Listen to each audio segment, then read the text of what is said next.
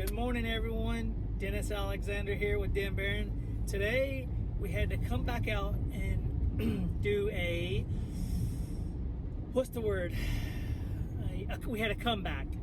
So a customer called me on a beautiful Mercedes wagon, and the door lock rod was slightly bent and it was going down too far into the trim panel, and the customer wasn't able to grab it even though it was automatic. So I had to come back out, 45-minute drive for this lock rod cylinder, because I did not tell the customer that it was pre-existing. What I mean is, the door had been repainted before he bought it, and I repaired the dent. I had to tear the whole trim panel apart just to remove the dent at the bottom because it was repainted. I didn't want to glue pull it. And I didn't notify the customer that the lock rod cylinder was bent. I noticed it before I took the trim panel off. That was my fault. And since I didn't notify him, he texted me a week later and said, "Hey, the lock rod cylinder's bent. You bent it when you took it off."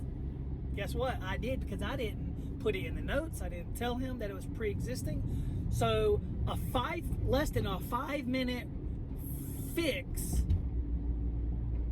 cost me over an hour and a half worth of driving.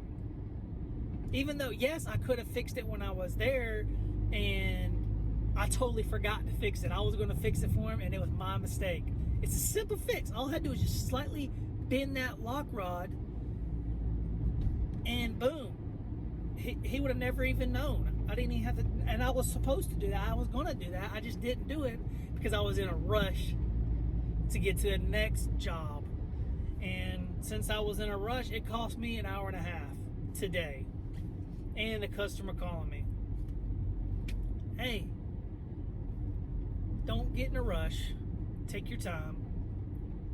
If you know something's pre-existing, document it. Let the customer know, in your notes at least. Take photos of it."